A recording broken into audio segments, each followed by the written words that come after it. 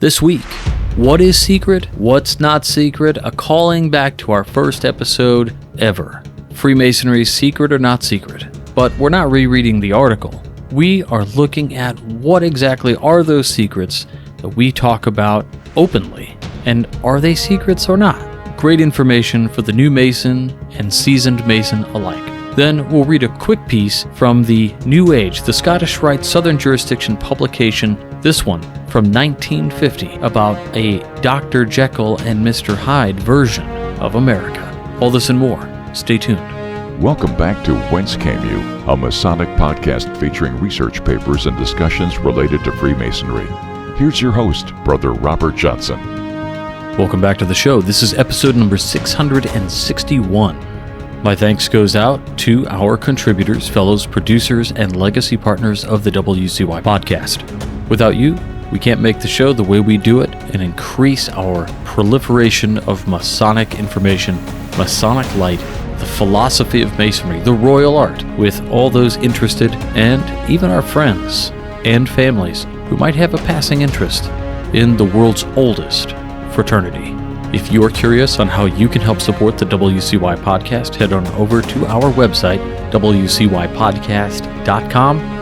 Click on Support the Show and check out the various options. We also have a shop, and of course, I am in full swing for all things leather right now. What does that mean? I do leather work on the side, and I use all of the funds that I make from leather craft roll right back into Masonic education. So if you'd like to help out that way too, you can click on other projects on our website and find Skull and Crown Limited. Or you can just go to skullandcrownltd.com and check out the current offerings. There are things that I make all the time, and there are things that you can request. I make a lot of it is custom, so if you want to get in touch with me and have me make something for you, then certainly send me an email and we can talk about what we can do. Anyway, enough about that stuff. Presentations and things going on. Well, we've got something happening in February. More details on that to come. We've got something else that's going on. June 7th, the San Antonio Esoteric Summit, a one-day of incredible speakers. I'm going to give a lecture on Esoterics 101, which is designed to warm up the audience for an even deeper concepts that are going to be discussed throughout that day. You can grab tickets. You go to the website, click presentation schedule, and you should see just a little bit down, it'll say announcements, and there'll be a flyer for the San Antonio Esoteric Summit. It's going to be an awesome day. You've got Jeff Bennett, Ben Williams, Frank Zepp, Dirk Hughes, myself, Rodney McGilvery, TJ Brumfield. You can click that, and that'll take you to get your tickets and all of that good stuff. And you know, one of the things that I was really excited about was a few of the brothers involved in this San Antonio Esoteric Summit have begun a new podcast, which is a wonderful new podcast. That is, of course, Masonic in nature. It's called Pen and Compass Podcast. Their first episode, they had Brother Patrick Carr on, and they talked about a number of different concepts, but a really cool podcast. Some very jovial brothers, and they do a great job. So check out Pen and Compass Podcast. They are on YouTube. I will put links back to their YouTube channel in the show notes for you to check out. Again, a great podcast, and they're talking a little bit about the Esoteric Conference happening in San Antonio as well. So I will try my best as one of the speakers to tell you about this event as it develops, but you're also going to probably want to listen to their show because they're going to release more information than I'll have, or they'll have it before I do, right? Because they're the guys planning it. So enjoy that podcast, and I hope you guys dig into it. The following weekend after that Esoteric Summit, probably Esotericon. Whenever it happens and all of that stuff, I'll be there. I don't have any details on it yet, but try to keep June open, you guys. June is a prime time month for great Masonry, great esoteric stuff happening around the country, and these conferences are really doing some great things. To my fellow Illinois brethren and anybody out there who follows the Lyceum, which is the educational magazine that we put together for the Grand Lodge of Illinois. It is a all-education magazine, digital only. And, of course, the Grand Lodge of Illinois has a quarterly magazine that comes out and has, from time to time, some educational content. It was something we wanted to do as a committee to have that monthly touch base with all of the constituents and brothers within the state of Illinois to have a magazine or something just for education. And we have done that. And we've done that for a number of years now. We took about a 6-month hiatus due to some changes on the committee and things. But the magazine is back. And there are September, October, and November issues out for this year, which will be volume 4, I believe. The November issue did come out in December, which just happened because of the late Thanksgiving holiday. December issue should be forthcoming. We are putting together the details, and I'll be going over those with my cohort, Darren A. Laners of the Meat, Act, and Part podcast. Check that one out as well. A little shameless plug for that podcast. But we'll be going over the next issue this upcoming weekend. So anyway, all that out of the way. Let's talk a little bit about Masonic secrets. So one of the comments I got on a YouTube video recently, 658, a brother said, quote, "Brother, as a relatively new Mason, do you have a video that clearly articulates how quoting elements of ritual in public videos does not violate Masonic obligations? I see it done in a lot of public works, but have never seen it specifically explained what is and is not forbidden to say. Thank you for your generous work." Well, I replied with, "Brother, thank you so much for this question. It's one that you think may come up more often than it does. So, what is forbidden to talk about?" The short answer is it depends on your specific Grand Lodge's rules. Here in my jurisdiction of Illinois, we only have a few quote-unquote secrets. Those are grips, passwords, points of entrance, dew guards, and signs. Our lectures and all the accompanying words are plainly worded in books, no cipher. In other jurisdictions, I've seen similar rules, but with the addition of a ciphered lecture or ritual book. I hope this helps, and we can address this in more detail in an upcoming episode. Thanks for the question. So, yeah, it is one of those things that actually divides a lot of brothers on this opinion of what is secret and what can you say publicly on a YouTube video and what you can't, or TikTok, whatever the case is, like in some social media video thing that is viewed by the public. What can you say? Well, again, it is up to the grand jurisdiction.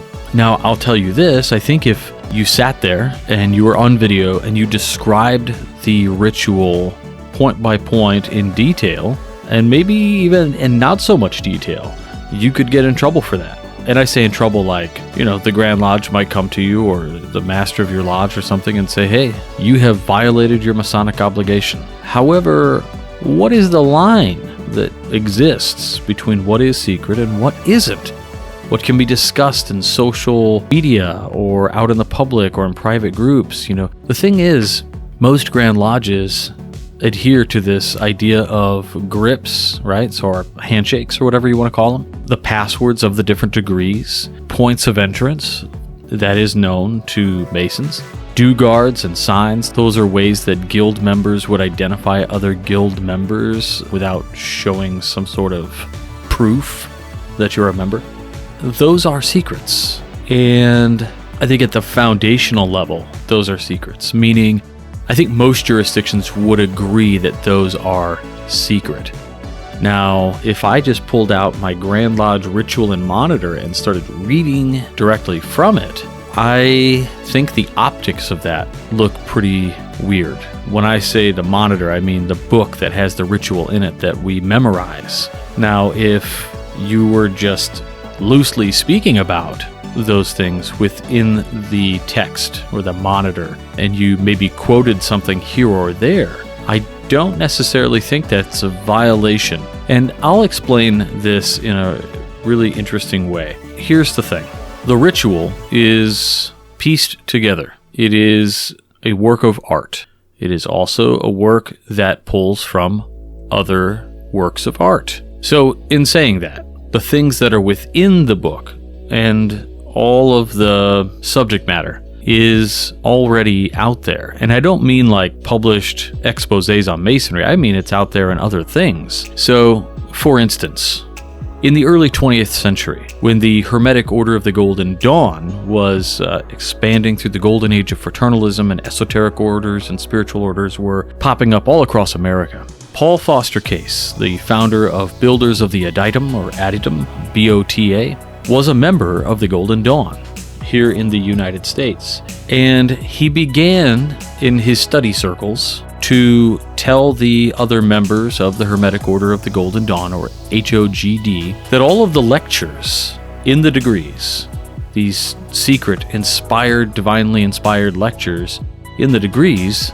or grades rather, were publicly available. And this upset a lot of people. They said, what do you mean they're publicly available? Our ritual's not printed anywhere. He goes, well, the ritual isn't original to us. And he found large portions, if not wholesale plagiarism, coming directly out of a book called Nature's Finer Forces by Rama Prasad.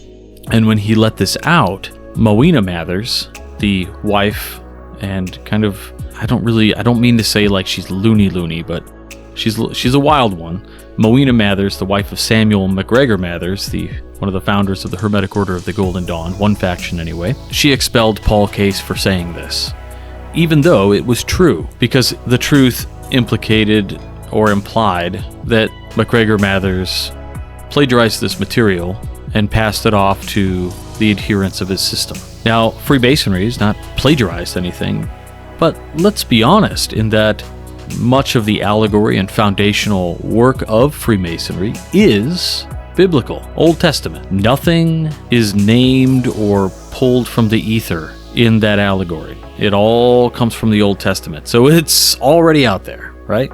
Putting it together in a Masonic way isn't all out there for the public, per se. I guess, ritual exposés and things do exist, right?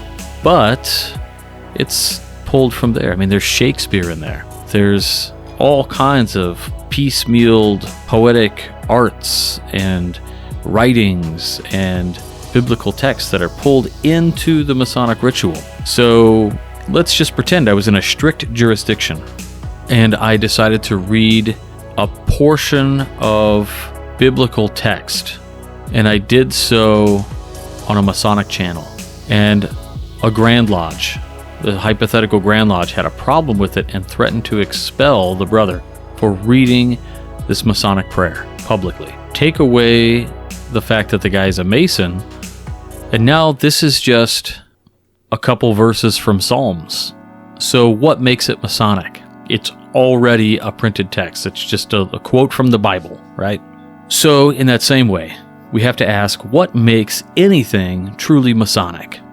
And I have to say it's probably the context in which you're giving it, because there's a confirmation that somehow this has something to do with the Masonic order. The constant arguments you might see on certain Facebook groups and other social media groups where you have guys say, remember your oaths, remember your oaths. You're not supposed to talk about those things. Well, those oaths and obligations are absolutely different in every single jurisdiction by omission, changes. They are significantly different. We did not all agree on the same things, believe it or not. And so I wanted to read a little something that I think pretty darn cool, titled Masonic Secrets, and it was by Right Worshipful Patrick D. Cholka. And I may have read this on the podcast before, but he deals with a little bit of this same issue about discussion of Masonic secrets in public places and forums and electronically. Anyway, enough about it. Let's get into it. Masonic Secrets by Right Worshipful Patrick D. Cholka. Like many of you, I follow a number of Masonic websites, blogs, podcasts, Facebook pages, and other sources that help me to think about the various aspects of Freemasonry. My list of bookmarked sources is quite extensive. On one of these sources, there are a number of brethren that are quite concerned about Masonic secrets. Recently, a relatively new brother simply asked what the duties of a junior steward are. A simple question, and I suspect the brother that asked the question was recently appointed to the position. A few other brothers were quick to quote-unquote whisper good counsel in this brother's ear and advised him that to answer his question would be to reveal some of the secrets of Masonry that he promised to conceal and never reveal. The original question was soon after removed. This confused me.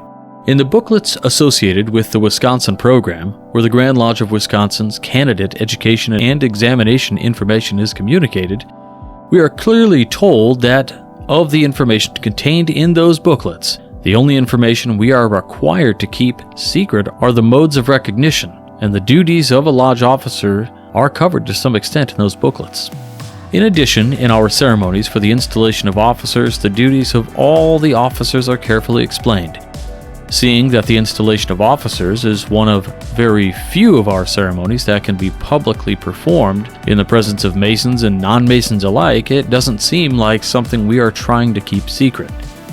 Now, while I understand there is some variation in this regard between grand jurisdictions, I have to believe this viewpoint are relatively similar. Before I continue, let me back up 15 years. My interest in developing my understanding of Freemasonry goes back to just a few weeks after I was raised. I had not met the first men who eventually became my first mentors in Freemasonry until the day of my Master's Board, or Master Mason's degree. The fact that they knew parts of my family for decades before I met them helped to hasten the development of the connection we had. Anyway, just a few weeks after I was raised, one of them saw me rifling through the library at the lodge and asked if he could help me find what I was looking for. When I explained that I didn't know what I was looking for, he asked if he could make a suggestion, and a few weeks later he brought me a book titled Old Tyler Talks by Carl Claudy. Anyway, on the discussion about secrets, I was immediately reminded of one of the old Tyler Talks that addressed that very topic. In this particular edition, a younger Mason is concerned that one of his brothers is violating his obligations by taking the slides from the picture lecture home where his children can see them, and suggested that someone speak to this brother about it. The old Tyler explained to the newer Mason that the secrets of Freemasonry cannot be found on the slides associated with our lectures, for if they were, the person that created them or commissioned them to be created would be in violation of his obligation. This got me to thinking, what are the secrets of Freemasonry that we are always so quick to defend? Freemasonry's long-standing commitment to secrecy has caused more controversy both within and without the fraternity than any other Masonic topic. It is the source of many rumors, suspicions, and mistrust. Our commitment to secrecy has both helped and hurt the organization greatly. In many ways, we are proud of the aura of secrecy that surrounds the fraternity and what we do, and in some ways, we encourage it. Some of us like being called a secret society, or even a society with secrets, as it promotes the idea that we know something the rest of the world does not. When we examine this, we begin to understand the nature of Masonic secrecy, how the craft perceives its relationship to the general public. Even the emblems we use in our rituals and the symbols we wear on our clothes and paste to our cars help to cement this relationship. We want the general public to see these emblems and ask questions about them, only to receive a vague explanation in return. Yet we encourage them to continue to ask questions. Our desire for secrecy has long gone misunderstood and misinterpreted. As Masons, we don't reply to the criticisms from the public, and in hearing no reply, our silence is often misinterpreted as confirmation of their suspicions. Freemasonry doesn't generally concern itself with naysayers and critics, and I will not suggest we begin facing our detractors head-on. However, the public's suspicion of Freemasonry is probably due more to our lack of seeking recognition for the good we accomplish than to the thought that we are purposely conspiring. People tend to distrust what they don't understand. When any group is not public with their efforts, the opportunities to understand what they do are greatly reduced. There are countless reports of the good things that Freemasons and Freemasonry has accomplished by well-respected Masons and non-Masons alike. But it is the negative, real or perceived, that draws the public's eye and keeps their attention. There are a number of sources we can point to the skeptic that would clear up a lot of the misunderstandings. But as these sources require a general understanding of Freemasonry to interpret, they just tend to strengthen the mistrust. One must have an understanding of Freemasonry in order to understand the context to be able to understand something written about it. You can read a book on nuclear fusion, but you have to have an understanding of the topic before you can understand the book. This is the very essence of an allegory. An allegory does not provide answers. The allegory of our ritual communicates our symbols and points us in the right direction. The understanding of them is left to the individual Mason, to his interpretation. When a non-Mason tries to understand the allegory of our ritual without the context, he can do more than read the words on the page and interpret what he is reading. Once the Mason begins to interpret the allegory of Freemasonry, he may conclude that the lessons his attention is drawn to is intended to either divide or to unite. That Freemasonry's secret passwords and signs are intended to exclude those that have not chosen to understand its beauties or to welcome those that have. He may believe he's committed to keep secrets that he may not understand and lose sight of the lessons of our allegories. Or he may understand that the secret modes of recognition and the allegories of our ritual are symbols that illustrate the moral lessons of the fraternity. It may help him to understand that, though parts of the ritual are considered secret, the lessons that lie at the root of them should be revealed rather than concealed.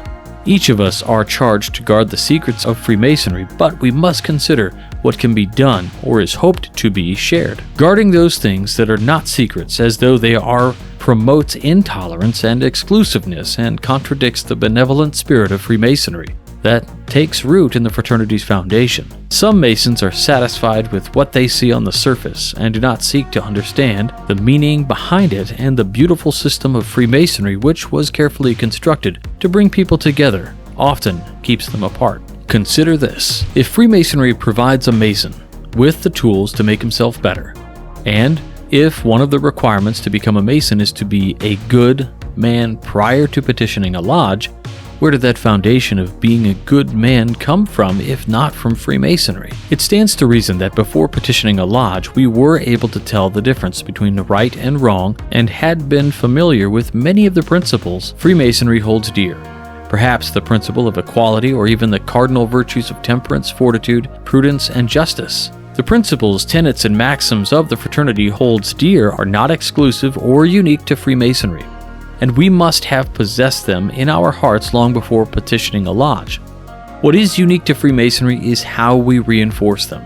The secrets of Freemasonry, then, cannot be the duties of the junior steward. Neither can the secrets be that we hold ourselves to a higher moral standard, that we practice the tenets of brotherly love, relief, and truth, nor the meanings we have assigned to the ordinary working tools of an ancient operative Mason. As Freemasonry expects each of us to continually apply the lessons reinforced in it in our lives, then if we are successful, the rest of the world would know as much about the nature of the fraternity as anyone by our own actions. You can generally tell a Mason by his character. Patrick D. Cholka was raised in April 3rd of 2004 in Henry L. Palmer Lodge, number 301, where he's a past master under the Grand Lodge of Wisconsin. He's also served as a worshipful master of Wauwatosa 267. He served as a district deputy Grand Master of the Grand Lodge of Wisconsin. He's a past Grand Orator and past chairman of the Masonic Committee on Education, and a 32nd degree of the ancient accepted Scottish Rite Valley of Milwaukee, and a past thrice potent master. My thanks on this piece. Very timely. I think this is exactly what I was trying to convey. That Freemasonry doesn't always own what it teaches, right? These are things that the world owns, and we just kind of reinforce it in a specific way. Brother Patrick has explained this, I think, much better than I could have, and my thanks goes out to him. I hope that answers your question. To the brother who commented on our YouTube video, I hope it gives you a little bit of added context. Next up, I wanted to read a short piece that came out of the September 1950 issue of the New Age magazine. Now, the New Age magazine, while that sounds like some spiritual mumbo-jumbo magazine, which I would love, by the way, this is actually, the New Age is the publication of the Southern Jurisdiction of the Scottish Rite under the House of the Temple. Now, I believe the magazine was started by John Cowles. If that name sounds familiar, maybe you saw the great lecture that Brother Stephen L. Harrison put together about Cowles and Denslow, but if you haven't, you need to catch it in person. Anyway, I'm reading this direct from the paper, as you can hear, and I was going through this particular issue, and I came across a really short article that I thought was interesting. Here we go. It's called A Dual America by S.W. There is an old saying that a man's impressions of a firm are in large part determined by the type of employees with whom he comes in contact when making his purchase. If such employees are intelligent and gentlemen, then the customer carries away a feeling that the firm is tops. Similarly, A foreigner visiting this country will form an opinion of friendliness and cordial approbation if the Americans with whom he meets live up to the traditions that have made American citizens admired at home and abroad. If, on the other hand, he meets citizens who are uncouth, egotistic, and selfish, and lacking in consideration for others, then the visitor is going to feel that there is a wide gap between the ideal and the reality. In New York on Sunday, July 2, 1950, the Reverend Dr. Charles B. Folsch, pastor of the Lutheran Church of the Holy Trinity, Central Park West at 65th Street, said, quote, "America, like Dr. Jekyll and Mr. Hyde, is suffering from a dual personality," end quote. Dr. Folsch went on to comment that if he were asked whether America is a Christian country, he would feel that he would have to answer yes or no. One part of our citizenry, he explained, are firm believers in God and in the brotherhood of man. Another section worships Mammon. One segment of the country has a kindly disposition that accepts the differences of natural origin, race, and creed. Another segment is uncouth and takes delight in such words as, well, words I won't say on this podcast, ridiculous aspirations, and other ridiculous aspersions. He then contrasted the, quote, humble America and the prideful America. In the former, science is looked upon as only begun and theology as not having exhausted the truths of revelation. As to the latter, the prideful America, vain and boasting, is not helpful to the country. A genuine lover of country does not make one blind to its shortcomings. Rather, it makes the true patriot determined to struggle to right those things which are awry. Our great country has the brains to correct admitted abuses, if there is the will to do so. And the true patriot will work to see that it has the will to do so. Thus, someday, instead of there being two Americas, a Dr. Jekyll and Mr. Hyde, there will be one America. An America that has come closer to the high ideals which it has espoused over the intervening decades since its founding 174 years ago. S.W.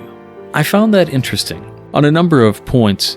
When I first started to read this, I thought, oh, this is going to be sort of a 1950s piece on a Christian America, which probably don't want to read on the show. I tried to keep the show as sort of secular as possible, acknowledging the various faiths and beliefs by members and those around the world. But I don't think that's what this was driving at. This piece was driving at sort of the separation that existed in the country at that time. And I think today we've only maybe we've lessened the options that you could be a faction of in America, but we truly do have sort of an interesting duality here in America today in the political spectrum. And I think Scottish Rite Masons, who have done some work in looking at the philosophy of the Scottish Rite as being something that calls us to be this kind America, the true America that says, bring us these people, you're poor, you're destitute, that kind of thing. And it puts the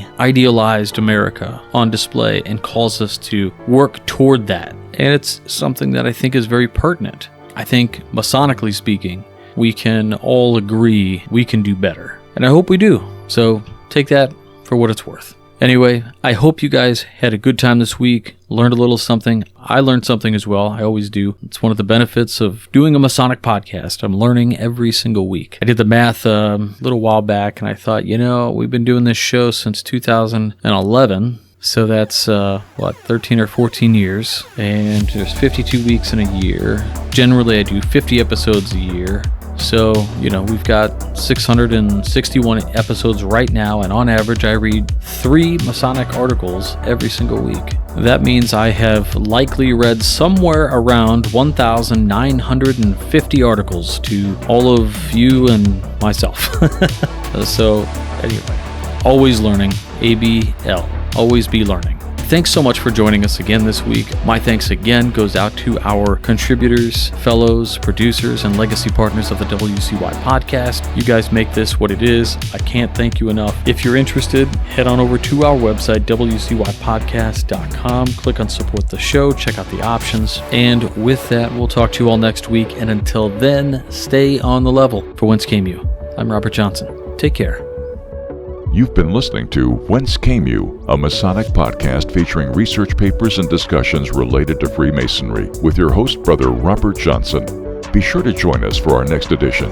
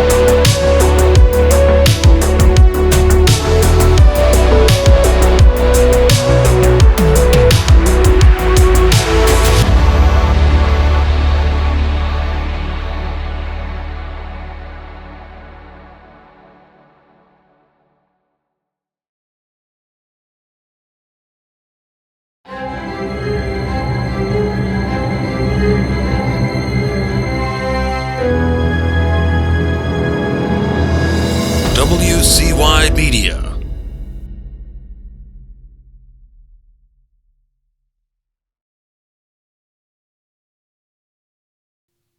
Uầy, cái này vì mẹ nó